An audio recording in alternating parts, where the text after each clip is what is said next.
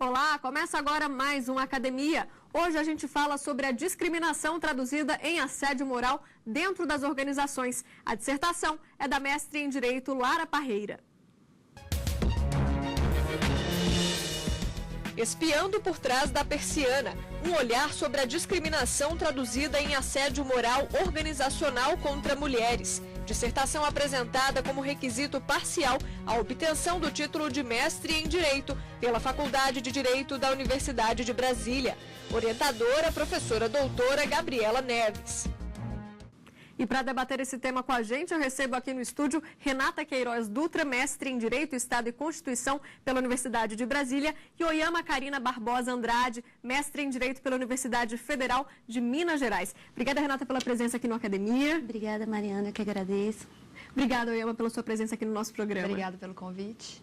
E agora vamos entender melhor esse tema. Confira um rápido resumo da dissertação. Assédio moral organizacional, gestos, palavras e comportamentos que buscam minar a autoestima da vítima. Presente em vários ambientes de trabalho, esse tipo de assédio provoca sofrimento físico e psíquico.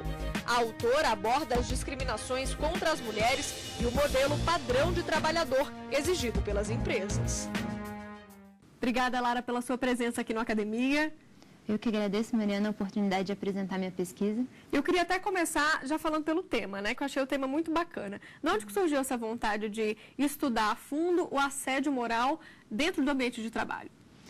Bem, estudando muito o modelo de gestão que existe hoje, baseado no sistema de produção toyotista, me chamou a atenção como as práticas de gestão são fundadas em violências que são perpetradas contra os trabalhadores, e em especial contra as mulheres. Muitas das pesquisas que eu lia, elas mostravam que existe esse tipo de gestão assediadora, mas elas não identificavam que uma possível discriminação de gênero pudesse, de alguma forma, ser o fator motivador desse tipo de violência no ambiente de trabalho. E para quem está em casa entender, vamos só citar um exemplo aqui. O que você pôde concluir com essa pesquisa que mais acontece no ambiente de trabalho em relação às mulheres?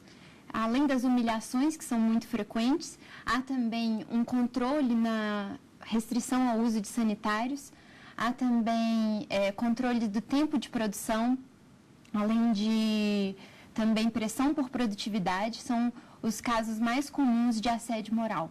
Esse tipo de controle que existe, tanto do trabalho, do tempo de produção, da restrição ao uso de sanitários, ele existe tanto contra homens quanto contra mulheres.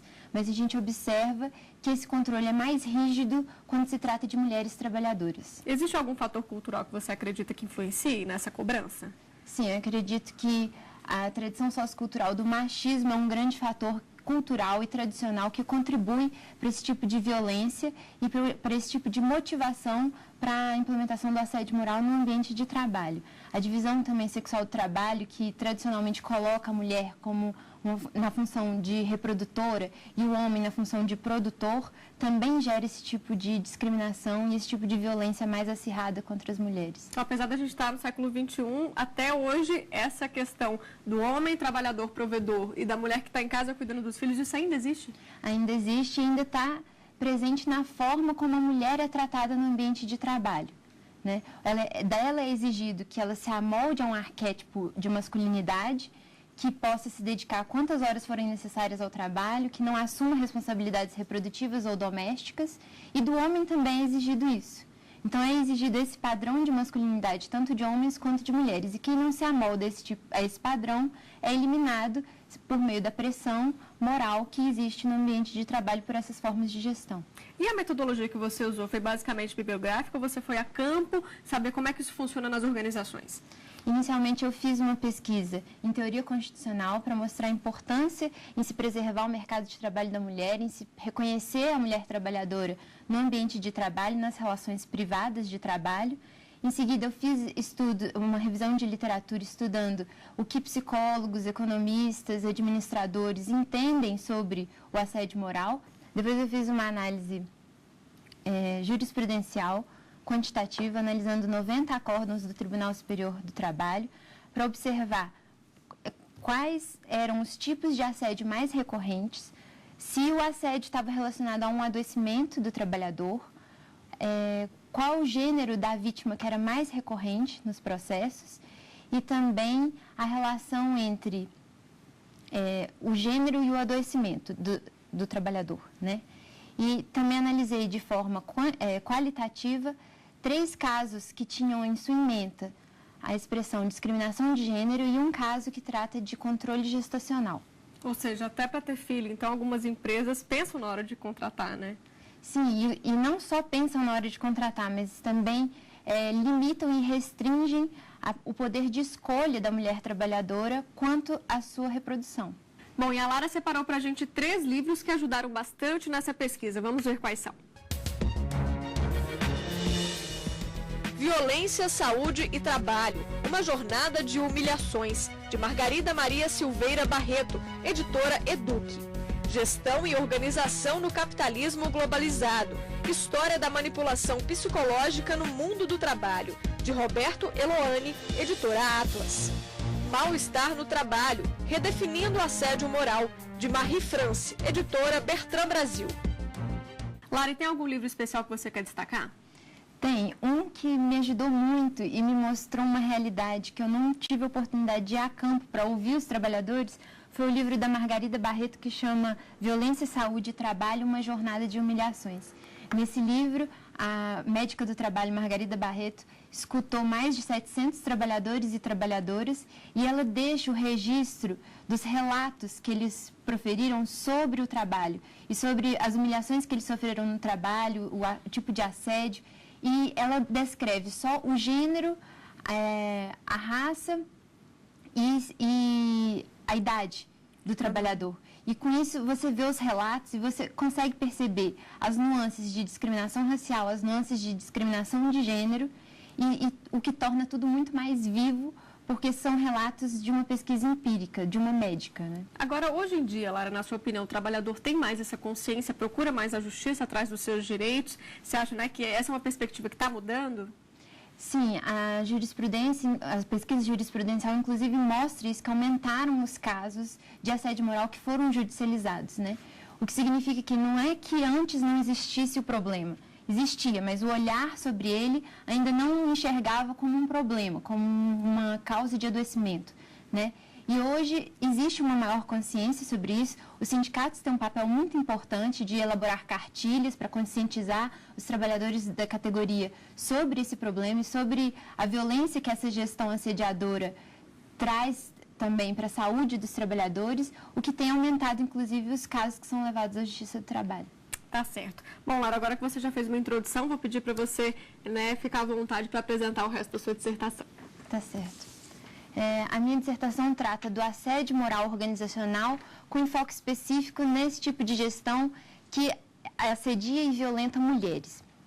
Inicialmente, eu fiz uma análise constitucional sobre a importância de se garantir uma proteção ao mercado de trabalho da mulher, que tradicionalmente sempre foi vista como o outro. Como diria Simone de Beauvoir, as mulheres sempre foram vistas como segunda categoria de ser humano, né? E o constitucionalismo, como essa abertura para o reconhecimento do outro e do diferente, que não é o padrão posto tradicionalmente, ele tem papel crucial para a emancipação das mulheres e para a proteção do seu mercado de trabalho. No segundo momento, eu faço uma análise dos modelos de gestão que estão presentes hoje no mercado de trabalho e uso a teoria dos jogos para entender, porque muitas vezes esse modelo de gestão que estimula o individualismo, a competitividade, a falta de solidariedade, quebra os coletivos, impedindo que os trabalhadores criem uma rede coletiva que os proteja e enfrente essa gestão assediadora. No terceiro capítulo, eu estudo basicamente como as mulheres têm estado hoje no mercado de trabalho e no reduto doméstico, como a divisão sexual do trabalho, que tradicionalmente coloca as mulheres numa posição de reprodutoras apenas e confere a elas o reduto doméstico como seu principal locus de atuação, se confronta hoje com a necessidade que as mulheres têm de atuar no mercado de trabalho e de conquistar também esse espaço como produtoras, espaço antes reservado aos homens. No quarto capítulo, eu faço uma análise do assédio moral em geral, sempre com um foco para o assédio moral contra as mulheres no ambiente de trabalho, mostrando que muitas vezes a discriminação de gênero é um motivador do assédio moral organizacional.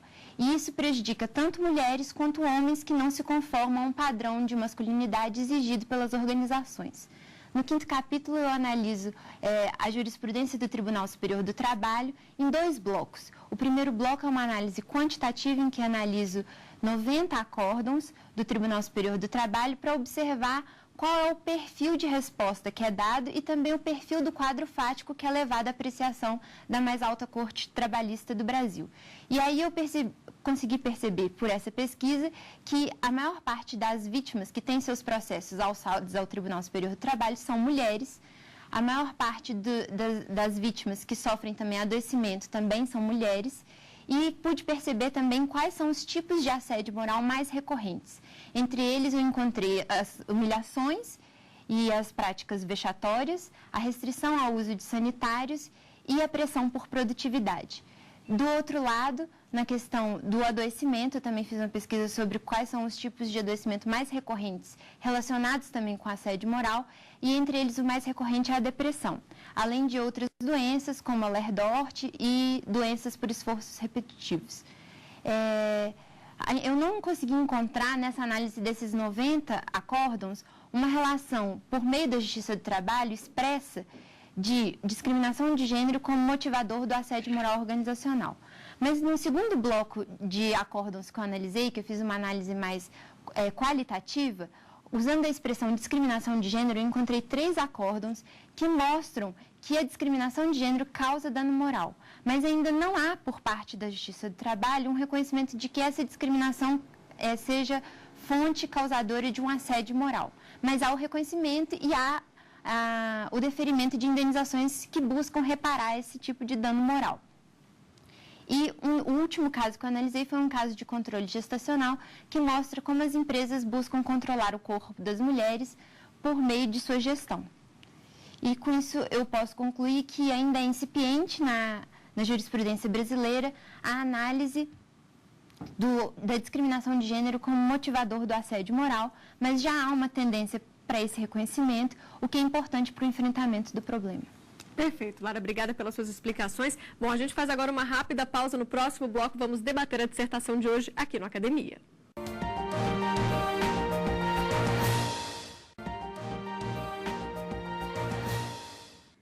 Estamos de volta e hoje a gente fala da discriminação traduzida em assédio moral dentro do ambiente de trabalho. A dissertação é da mestre em Direito, Lara Parreira. E agora, então, a gente vai para o debate. Vamos ouvir aqui nossas convidadas. Renata, pode começar então com a primeira pergunta.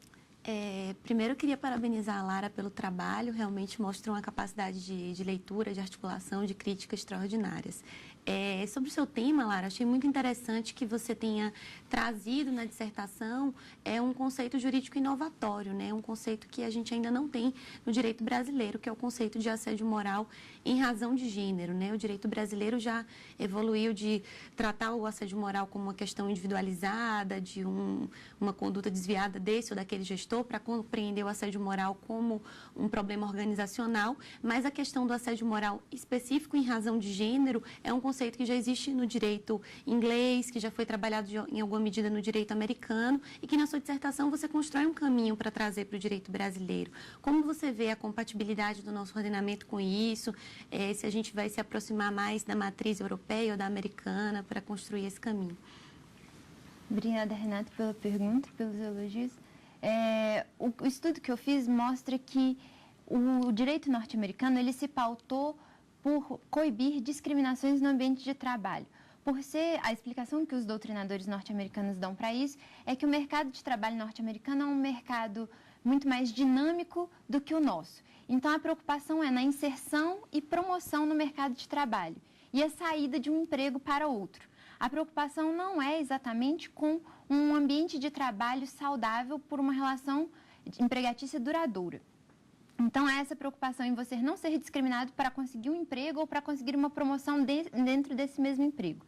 Já o direito europeu tem uma preocupação maior com a dignidade e mostra, essa preocupação maior, ela se mostra devido à construção de um mercado de trabalho mais estável, com relações empregatícias mais duradouras. Eu acredito que no ordenamento jurídico brasileiro há espaço para a gente observar e tratar o problema do assédio moral, especificamente contra mulheres no ambiente de trabalho, sobre essas duas perspectivas, tanto da não discriminação quanto da dignidade. A partir da perspectiva da dignidade, a nossa própria Constituição, no artigo 1º, tem como um dos fundamentos da República a dignidade da pessoa humana, o que traz o arcabouço necessário para entender a necessidade de proteção da dignidade de todo trabalhador. E numa perspectiva também da não discriminação, a gente tem a Lei 9.029, que coíbe todos os tipos de discriminação em razão do sexo, né, do trabalhador para acesso a um emprego e promoção nele. Então, eu acho que o ordenamento jurídico brasileiro, ele tem estrutura suficiente para entender o problema e trabalhar ele sobre essas duas perspectivas, a dignidade, conferindo dignidade a todos os trabalhadores e considerando, inclusive, a importância em se preservar um ambiente de trabalho saudável, numa relação mais duradoura, quanto à questão da não discriminação, que olha uma particularidade de um grupo de trabalhadores, no caso as mulheres, que sofrem uma discriminação por conta de um fator específico, que seria seu gênero, né? Certo. Eva, por gentileza, sua pergunta? Também queria parabenizar a Lara pelo excelente trabalho. E, bem, você utilizou a teoria dos jogos para explicar por que as empresas mantêm a gestão por assédio moral. Então, de um lado, a gente tem a empresa avaliando o lucro e a produtividade, né, oferidos por meio do assédio e os custos de eventuais condenações judiciais, né, e de outro estão os trabalhadores que muitas vezes não conseguem fazer frente a essa situação de assédio moral, porque não estão organizados, porque têm medo de perder o emprego, ou porque simplesmente eles não enxergam essa situação como uma situação de assédio. Eles acham que é normal, que é necessário. Então, minha pergunta é, como a gente sai dessa situação? É possível, segundo a teoria dos jogos, nós adotarmos mecanismos eficientes para o combate ao assédio moral organizacional? A teoria dos jogos, ela é uma teoria que foi criada por matemáticos para tentar explicar o comportamento humano de acordo com possibilidades de jogos que cada agente pode adotar num jogo, né? E todas as situações da vida são, de alguma forma, jogos em que os agentes vão se comportar de acordo com a expectativa que eles têm, que os outros agentes também vão reagir e se comportar nesse jogo, né? Que é a vida.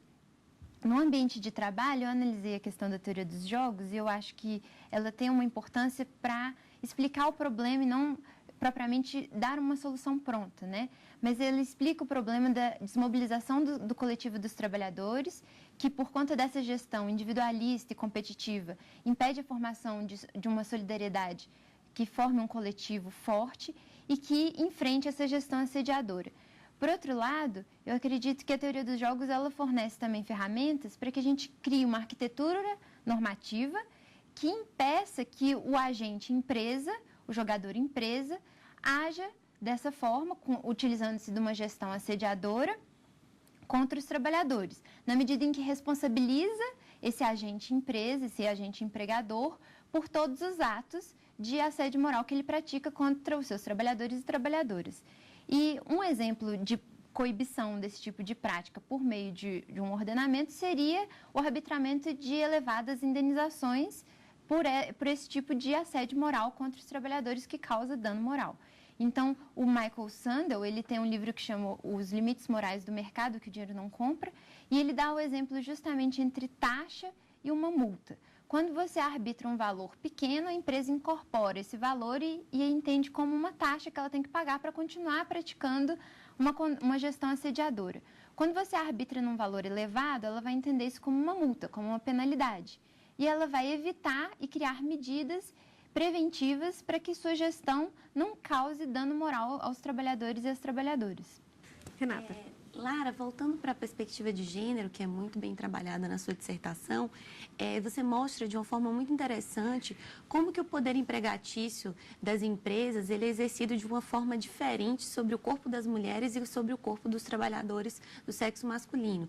Então, em relação às mulheres, a gente tem determinadas formas de controle do corpo sem precedentes, sem paralelo em relação aos trabalhadores do sexo masculino. Você exemplifica como, por exemplo, o controle do uso sanitário, que é um problema muito recorrente no setor de call center, também com relação ao controle das vestimentas das trabalhadoras, né, uma exigência de um rigor, um controle até moral da forma como as trabalhadoras se vestem, e até a gente chegar ao extremo do controle da atividade reprodutiva das trabalhadoras, como é o caso do controle gestacional, que foi um caso emblemático, muito noticiado na mídia e que você analisou. Queria que você falasse um pouquinho sobre isso.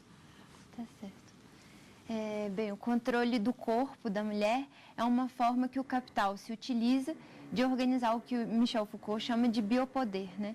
Que antes tinha uma preocupação em controlar se a pessoa passava da vida para a morte, e hoje a preocupação do capital é controlar a vida. E a vida em todos os seus sentidos, inclusive a reprodução, né? E como se exige um padrão de trabalhador que siga um arquétipo de masculinidade, exige-se um trabalhador que não gere filhos, que não tenha responsabilidades reprodutivas, nem arque com responsabilidades domésticas. E quando a empresa ela exige esse tipo de padrão, ela também busca, para concretizar o alcance desse padrão, que as mulheres se amoldem a esse padrão, não tendo filhos, porque assim elas vão ser mais parecidas com homens, né? E tem até casos de empresas que buscam propostas para suas trabalhadoras, como o oferecimento do serviço de congelamento de óvulos, né? Que buscam, dessa forma, controlar o corpo das mulheres, inclusive no aspecto reprodutivo, para que tudo que se desvie da função produtiva para a empresa seja eliminado. Então, o corpo da mulher tem que servir única e exclusivamente para o trabalho que gere lucro para a empresa, não podendo de nenhuma forma atender a outros planos ou sonhos que essa mulher possa ter para a sua vida. E se essa funcionária se deparar com uma situação dessa, o que fazer, Lara? Procura a justiça? Sim, eu acho que a primeira medida é denunciar numa delegacia regional do trabalho ou para o próprio Ministério Público do Trabalho, porque se ela for à delegacia regional do trabalho, um auditor fiscal do trabalho pode ir lá, ele pode, inclusive, abrir um inquérito para investigação, e o Ministério Público do Trabalho tem a possibilidade de ajuizar uma ação civil pública pedindo dano moral coletivo, porque esses trabalhadores estão submetidos a uma pressão e a um assédio que não é compatível com uma relação de trabalho digna e livre de discriminação. Perfeito, tá certo. Vai mais uma questão? Minha segunda pergunta é sobre a pesquisa jurisprudencial que você fez. Nos casos de discriminação de gênero, me chamou a atenção que ou se reconhecia o assédio moral ou se reconhecia a discriminação de gênero, nunca os dois ao mesmo tempo. E um caso que eu achei interessante, que você analisou, foi o de uma empregada que era rotineiramente humilhada pelo seu chefe. E ela era a única funcionária mulher que trabalhava diretamente com ele, todos os outros membros da equipe eram homens, e eles não sofriam esse tipo de humilhação por esse chefe, só ela que sofria. E na decisão final foi reconhecido que ela sofria assédio moral, mas não que ela sofria uma discriminação de gênero, que, ao meu ver, estava evidente, né, que estava acontecendo naquele caso. Então, você considera que ainda existe uma dificuldade em se reconhecer o assédio moral traduzido em discriminação de gênero? Sim, eu acredito que sim, principalmente quando o assédio se dá em termos de neutralidade, quando não se há uma identificação explícita de que o assédio é motivado por uma discriminação de gênero. Então, humilhações, proposições vejatórias que não deixam de forma explícita que a motivação é o gênero ou o sexo da vítima, são condutas que muitas vezes se confundem com assédio moral, e se não houver um olhar mais apurado, buscando enxergar o contexto para entender que a motivação ela é fundada numa discriminação de gênero, vai se entender que é apenas um problema de assédio moral, né? E eu acho que ainda há muito a se avançar nesse olhar, que é um olhar que muitas vezes é dificultado por conta de um discurso neutro, uma humilhação que é tida como neutra, né? E que impede que se enxergue o problema de gênero. Agora, para o trabalhador também é muito complicado, né? Porque ele provavelmente depende daquele dinheiro, daquele trabalho, para também levar o sustento para casa. Então, é uma relação muito dúbia, né? Sim, o que dificulta, inclusive, a insurgência contra esse tipo de assédio e a organização coletiva. Porque se individualmente eu me rebelo contra aquilo e eu não tenho o apoio do meu coletivo de colegas trabalhadores, só eu serei prejudicada. Agora, se eu tenho uma organização com os meus colegas que formam um coletivo obreiro, a resistência ela é muito mais eficaz. Só que o modelo de gestão que é embutido na cabeça dos trabalhadores e que é naturalizado é de que você tem que conseguir o seu. E quebra totalmente a rede de solidariedade entre os trabalhadores, o que impede o fortalecimento do coletivo para enfrentar esse tipo de gestão assediadora. Perfeito. Lara, infelizmente nosso tempo chega ao fim. Eu agradeço suas explicações aqui, esse rico debate com a gente. Muito obrigada. Eu que agradeço, Mariana, a oportunidade. Agradeço também às nossas debatedoras. Renata, obrigada pela presença. Mariana. Obrigada, Elma. Obrigada. E você também pode ter sua tese ou dissertação apresentada aqui no programa. Mande um e-mail para a gente, academia@stf.jus.br. Para rever o Academia desta semana, é só acessar o endereço que você vê aí na sua tela, tvjustiça.jus.br. Obrigada pela companhia e até semana que vem.